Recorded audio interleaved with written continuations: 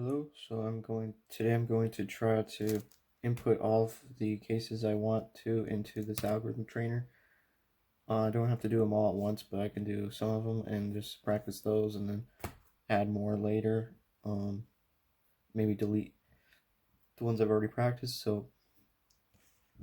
And I need to also figure out a system to to have set up cases with different slots open, different angles, stuff like that. So yeah, I will now attempt to do that. It is 11:14.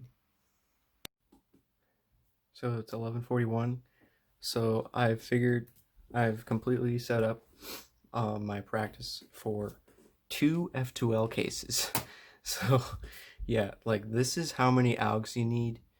You basically need no, actually four. So for every F2l, specific F2l case, you need to write four algorithms. And then luckily enough, the website itself randomizes the AUF, so that's really nice. I wish you could also randomize the angle and all that stuff, but I have to do that myself some other way. So what I did is I wrote just one solution to the F2l case. So for the first case that's on the top, the F2l case is it's this case. We know it's not. It's this case. So the first F2l case I wrote down is this one, and the solution I wrote at the top is sledgehammer U. I mean, not. I'm stupid. Okay, here is the real solution. Reverse sledgehammer U or U prime. So that's the solution I wrote. It doesn't even matter what solution you write, just as long as it sets up the case. So then I wrote the same thing except adding a Y prime, and a Y2.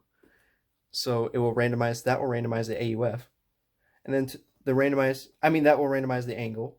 To randomize the AUF, the website does that. It's for me, so I don't have to do that. And then to randomize the which slot is open, I decided this is the way I'm going to approach that. So basically, first I'm gonna only practice doing it as the first pair. Then I'm gonna only practice it doing it as the second pair with one of the slots open, and then I'm going to practice it as doing the second pair with it, but with a different slot open, so on and so forth. Basically, I have all the different possible cases. It turns out for which slot is open in F2L, there's actually 1, 2, 3, 4, 5, 6, 7, 8 cases. There's 8 cases, not 4, because for your second and third pair, there are actually 3 different cases. Like for example, if you're so here, let's just set up one of them. So the second diag is that algorithm. I'll just do that. So basically the and then when I do the scramble, I will do the reverse of one of those algorithms. So something like that. So this is a case where you're on your second pair, but this left slot is filled. But it's not always going to be this slot. It could be this one or this one or this one. So that means, well, actually, technically, I did not include it when this is solved because wait a minute. Actually, maybe I do need to do that. Hold on a second. I actually don't. So basically, also this could be solved, but I account for that already with how I set it up, because if you because when you do that, it already, and then you do a rotation, it will like, let's say I get the Y2 rotation. So basically it will scramble this part, and then I'll do a Y2 and it's solved in the front. So that accounts for all the cases. So basically the way of doing it itself up here accounts for one of the cases. So I will only do one of these at a time. So basically for a long time, I will I'll do this first, and then I will do the alg that randomly generates for me, and then I will have a case. And then for a while I will do this one, and then for a while I'll do that one, and so on and so forth. And the final case is where you just don't do any setup because it's the last F2L pair. So basically doing this So entering all of these in, so I have 4 different F2L cases. Yes, only 4. I'm only practicing 4 cases because like, I mean, I could enter in some more cases, I guess. I guess technically using this method, there's how many F2L cases are there? Like 30? I could just do this for all 30 cases, but I don't really feel like doing that right now. Maybe I will eventually just enter in all 30 because actually it's not going to be as difficult as I originally thought, because basically you just have to enter it each case 4 times and you just put different y's in front of it, and that's all you really have to do. So let's just actually see if this works. So copy and then paste. So, and thankfully we'll randomize the AUF for me. So I'm just going to solve the cube.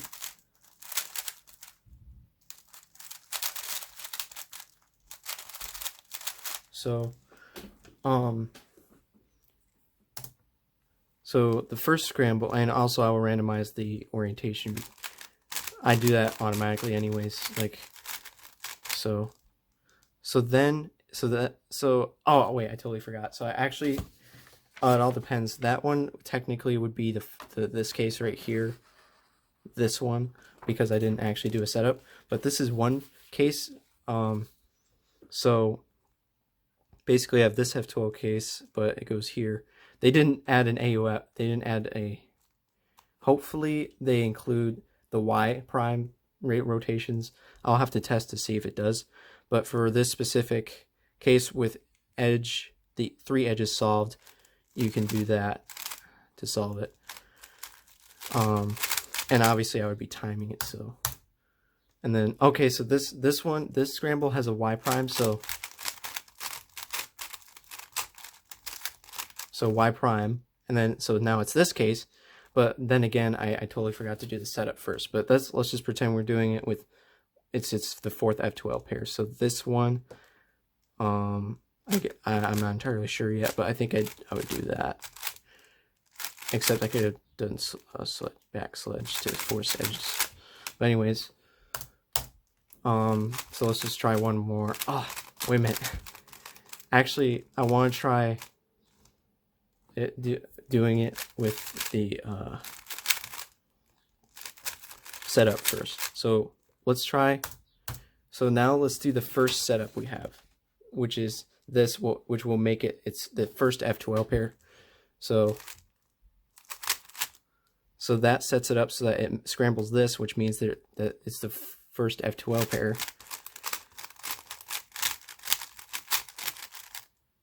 So now it's always going to be this one right here. So the one I'm looking at is this. So in this specific case, it didn't rotate, but it will have it for random cases.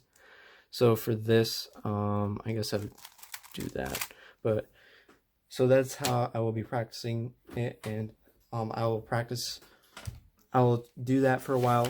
I will try to do each one of these for like individually and see if I can make any progress there. So it is 11:49.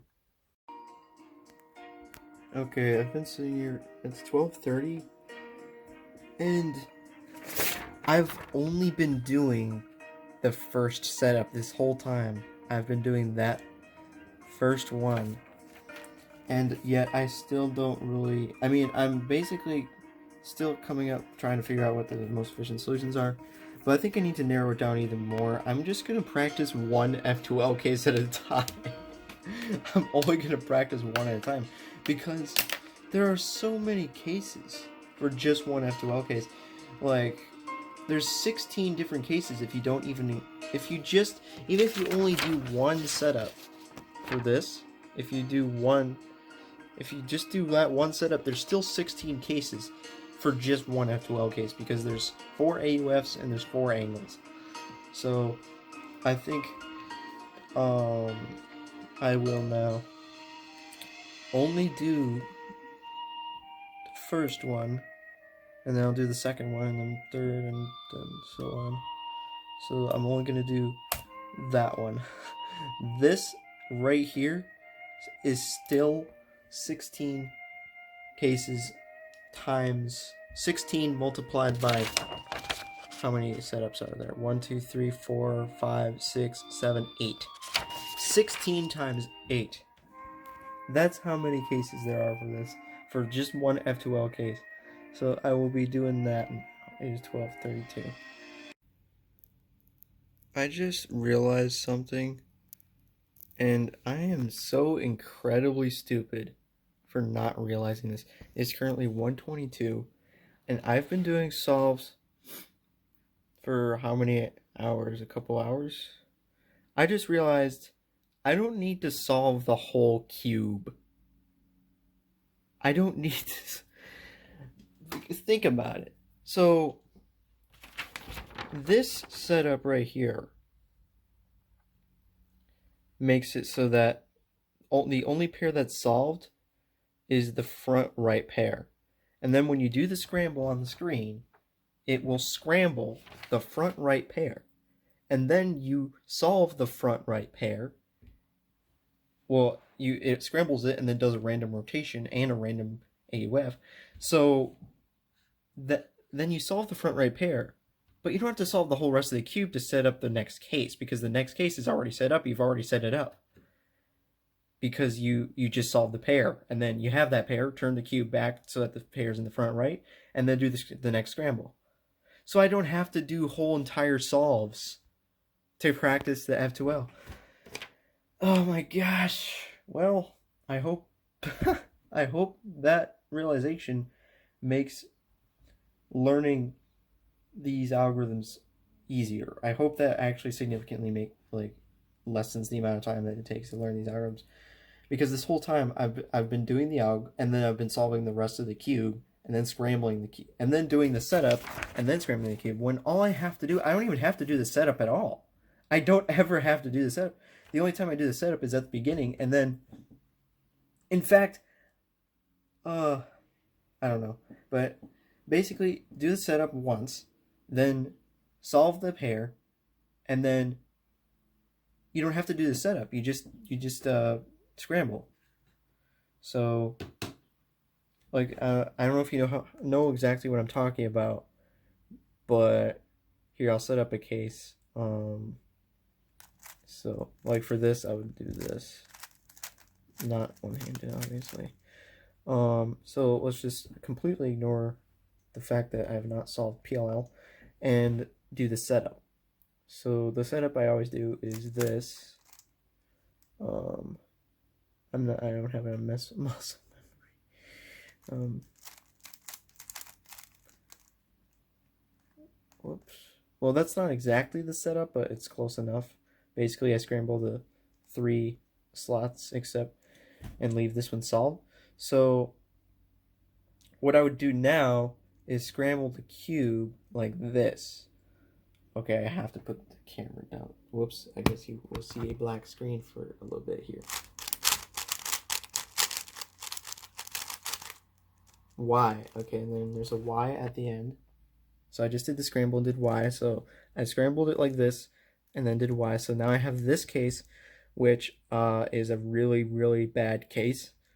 But the way I solve it is this, and then solve it into the back. But instead of solving the rest of the cube, doing the setup, and then doing the scramble, all I have to do is stop the timer right there, do a Y2, and then do the next scramble because it's already set up. So I just realized that. Wow. Well, that's going to make everything so much faster, hopefully. So I will now start doing that. Okay. So most of the work was done when I was doing it the inefficient way, but I think I have, well, I don't know. I'm not sure if I'm completely satisfied with how well I know this specific F2L case. Like, I do the way I do it, the reason why I have to practice so much is because I do it differently. I use, like, so many different algorithms for it. Like, it all depends on the angle that I'm in. I use probably, like, 5 different I'd have to count. Let's see. There's the reverse sledgehammer insert. like if you count different AUFs before doing the insert as a different alg, you probably wouldn't want to count it as a different alg. I use that, and then I use an RUF algorithm from one specific angle from one specific AUF, and then I use this one algorithm, which is somewhat inefficient, but it's like really finger tricky. So I think it's the best alg to use for a couple of different angles. I guess I could just show you the algs. It's just hard to do one-handed. So like this case. So first of all, I do the reverse sledge insert, like setting it up like this. From here, most of the time I do the reverse sledge insert. Actually, I'm not sure. Wait a minute. So from here, here. Okay, so basically here's what I do. I use two different algorithms for this angle. The first alg is just do the reverse sledgehammer and then rotate and insert. And then the other alg I use is this.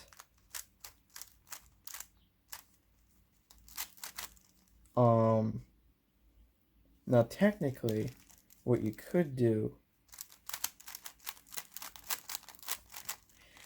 is this and then do the fat U move algorithm, but I think that's a little bit awkward to do, like to transition from doing RU to doing R little u.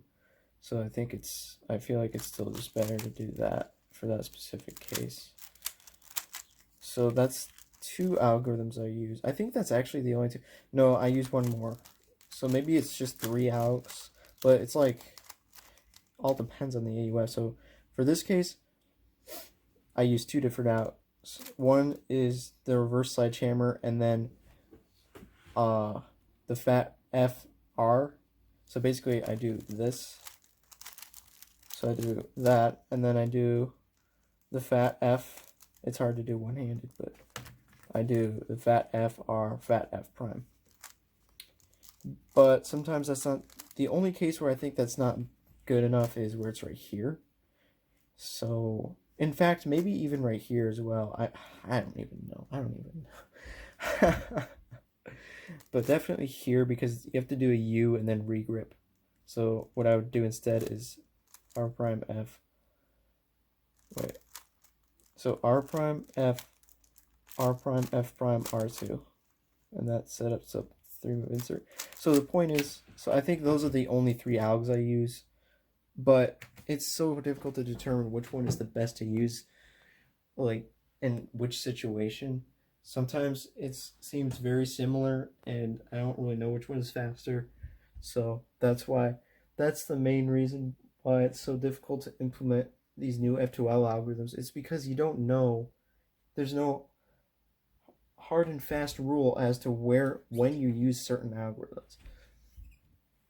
But anyways, I don't really feel like working on it right now, so maybe I'll work on it later today. So yep. Alright, it's 5:47. I've been doing it off and on throughout the day, but yeah, I can probably say now that I pretty much know how to do. I can easily do this F2l pair from any angle with any AUF, provided that it's the first F2l pair. I've only been practicing that case. I haven't practiced any of the other cases yet, but the more F2l pairs are already solved, the easier it will be, because there will be less possibilities. This is the one that has the most possibilities because of how many empty slots there are. So, I mean, just to give you an example of what it looks like, so for this case, you have to rotate here. It says Y prime. I guess I could turn it up. Y prime, you just look at the end of the scramble and you do the rotation.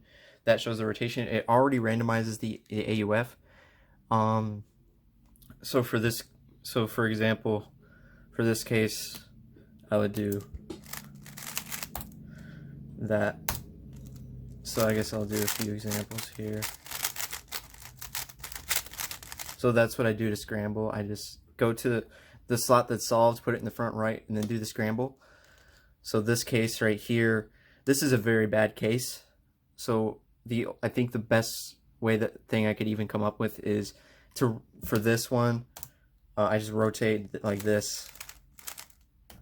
That is literally the best thing I can come up with for that angle. I don't think there really is any better solution than that, to be honest. Like, maybe there's a few solutions that are like similar in speed, but like nothing faster. There's nothing faster than that. Now this is a very interesting case because it's the one case where you basically have no AUF. So you do reverse sledgehammer and then you insert it. So like this. So it's actually, I've gotten like that case pretty fast. Like I've gotten that in like 0.75. This one I would do that.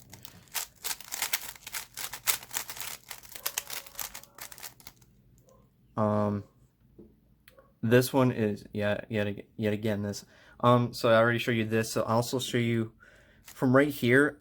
I would make the pair like that. Dang, I missed. I don't know. Okay, it's right there. So if it's like that, I would make it like that. If it's right here or here, if it's here, I go here and do that. If it's here or here, I do sledgehammer and then insert in the back. So that's just a few examples of the ways that I solve that pair. Like, just to show that, like, there's like so many different ways to solve F2l pairs that's why it's just so overwhelming and so difficult to implement all these algorithms into my solves. Because basically, usually what I would do before trying to do all this is I would basically just use one alg for the entire, for the case. I would use one algorithm in every case, no matter what the AUF or the angle was. And it's nice for quick recognition and memorization and all that, but it's not nice when there's better solutions out there. So, but yeah, I guess I think that'll just be it for today's vlog. I don't know if I'm gonna even do any more today. Maybe I'll start working on like the other cases, like the case where it's your second pair, the case where it's your third pair, so on. But if I do this for every single case, this is gonna take forever. But it might be worth it in the end, because after all, with what I was doing there, because at first I was solving the cube entirely and then scrambling it every time, but I realized that you don't have to do that. So you can actually learn cases pretty quickly. You can learn how to do cases pretty quickly using this trainer. So maybe it won't be as bad as I'm thinking it will be. So basically I just got to go one case at a time. Just drill the case over and over and over until I have it down. And that will pretty much eliminate all the pauses in my solves, because that's where the pauses come from. The pauses come from seeing the case and then thinking, which is the best algorithm? And this trainer it answers the question of what is the best algorithm, and then I basically put it into muscle memory. So it feels a little overwhelming because of how many cases there are, but maybe, I don't know, maybe I'll be able to, hopefully I will be able to at least maybe do this. So, yep, that's about it. Goodbye.